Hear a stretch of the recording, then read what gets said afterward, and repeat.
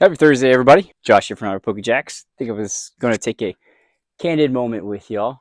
Got some water, little stool action, nothing crazy. I'm going to talk about the business today. I'm going to talk about GameStop. Not sure if this video is going to get removed. I did some homework that, it just kind of irked me the other day. Charging $1,300 or basically $1,400 for a case of Ascended Heroes.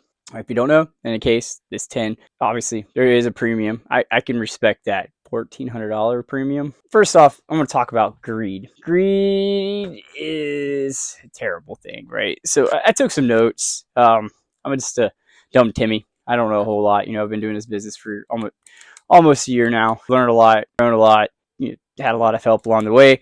But I do want to talk about some things. So greed, at its core, greed is the intensity and self-desire for more than actual needs, whether it's money, power, food, of status. Greed is characterized by a never enough mindset that often comes at the expense of others or one's own well-being. That's greed in a nutshell. In psychological and ethics, greed is usually broken down into a few key traits. I'm not going to go over everyone, but excessive accumulation, the displacement of empathy. Let's talk about displacement of empathy. Greed is often zero-sum thinking. For a greedy person to feel they have one, they often feel others must have less. This leads to a disregard for the needs, rights, or feelings of others in the pursuit of a goal. Greed versus ambition. Ambition is a desire to achieve or improve, often creating value for oneself and others. Greed is a desire to possess, often extracting value without regard for any of the consequences. So, why did I bring this up? You hear the word scalper, you hear all kinds of crazy stuff. Yeah, I've been called a scalper. To me, in my opinion, you go to big box stores and you sell it for a lot. You have zero ambition or desire to invest, collect, hobby, whatever the case may be, right? If you buy it and you hold it forever, that's an investment. If you buy it to rip it for the singles, you're a collector. Even in the collector aspect goes an investment.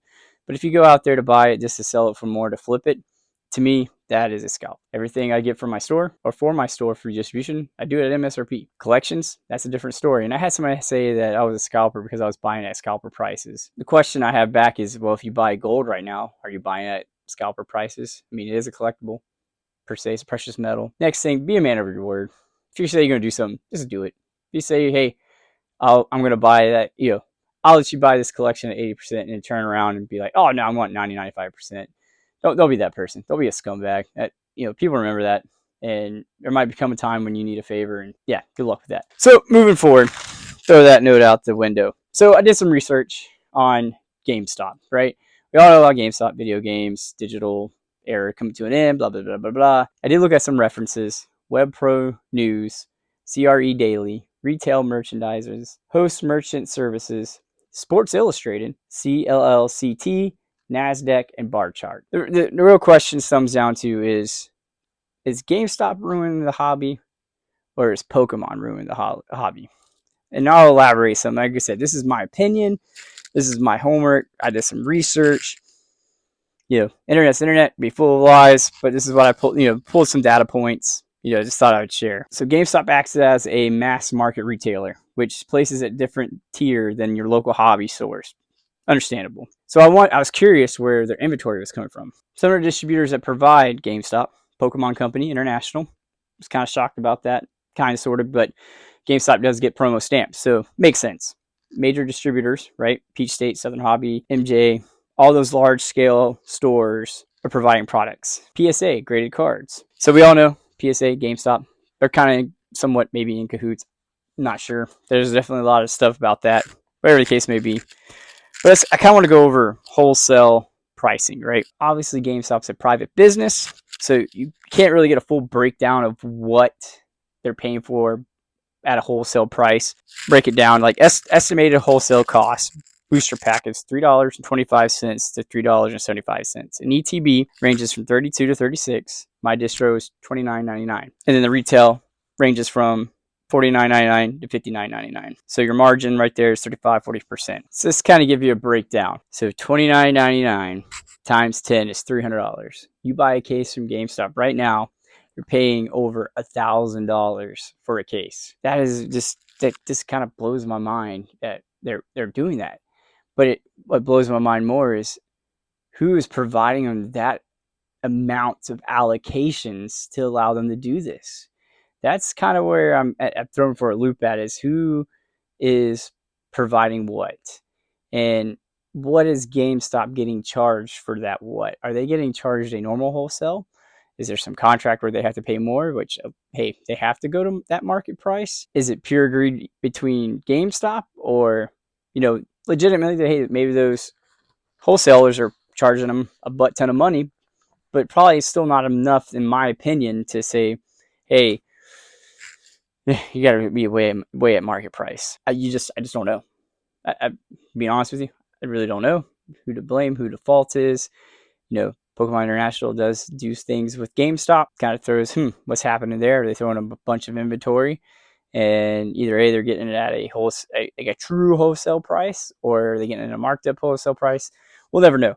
I was just breaking down general analytics data. Hey, this is your average range of MSRP, or wholesale versus MSRP. Now we're going to kind of go into a circle here with what's happened recently with GameStop. So roughly 470 US stores closed. All right, that was between 2024 and 2025, and nearly 1,000 locations were closed globally. The goal: eliminate money pit. The goal was to eliminate money pits, stores that are often located within 10 minutes of another GameStop. By concentrating traffic to fewer hubs, they reduce lease labor, inventory costs, while maintaining persistence in key markets. So if you're eliminating all those costs, why are you charging so much for product? GameStop, to me, my opinion again, has become a trading card hub. In full retrospect, they're big. They're big. They're bigger than most LGSs. So a lot of these reputable LGSs have been around for years. They got a real competitor now, my opinion again. GameStop has realized that selling $70 digital download games is a losing battle. In 2026, the focus is on physical items that cannot be downloaded. That kind of circles back to my video yesterday about, hey, the digital age is over. Like the blockbusters, all that stuff. You got Netflix, everything can be downloaded. PlayStation Store, Microsoft, Nintendo, everything can be downloaded, right? So what's the purpose of owning a physical game at this point, right? So going back to PSA, they have a partnership. Now going back to PSA, there was a partnership that integrated PSA and GameStop. Select stores you can drop off. As of right now, there's been over 1 million submissions through GameStop. Buy, sell, and trade. They're applying their old used game model to the trading cards. They buy high-value Pokemon and sports cards for cash, credit, and resell them for significant markups. PSA gang, you control the market, right? And we all know PSA is the big baller in the industry. So why not become a monopoly? The beautiful thing about the monopoly, you only have one person to go to.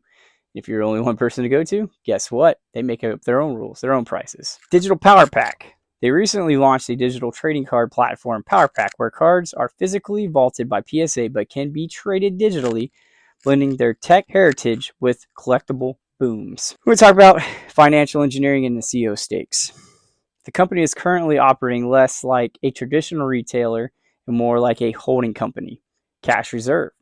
GameStop maintains a massive cash cushion, and has exploded using the treasury to invest in Bitcoin and other assets to generate non-retail income. CEO incentives. Current compensation packages is tied to massive performance goals, including a potential of $100 billion market cap. This incentivizes radical transformations rather than slow, steady retail growth. Profitable over revenue. Even as the sales drop, GameStop reported positive net income in late 2025, early 2026, essentially sacrificing the size of the company to ensure the remaining parts are profitable. I was really trying to dig to the deep. Where are they getting their product from? Obviously, capitalism is a thing. The market is a thing.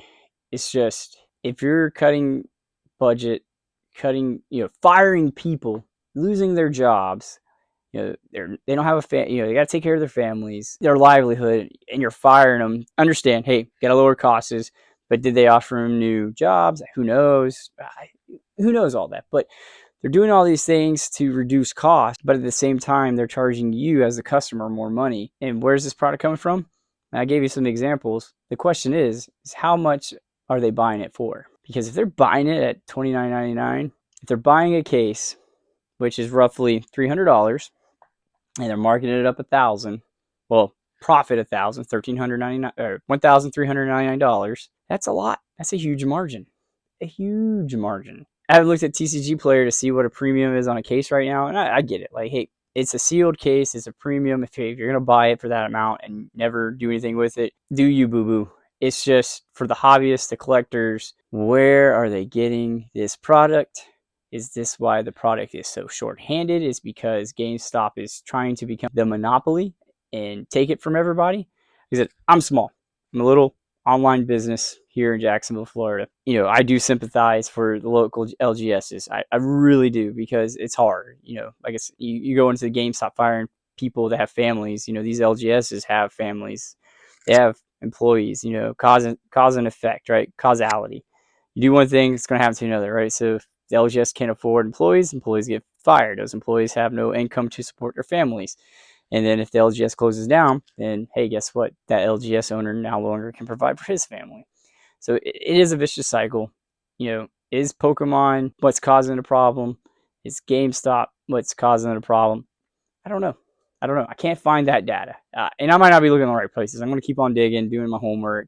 It just sparks curiosity of how can GameStop offer cases where LGSs that have been in business for years are not getting that kind of allocation anymore. Hell, listening to Rudy, he's even having a hard time. I get it. In Rudy's standpoint, I respect the hell out of the man and how he does his business.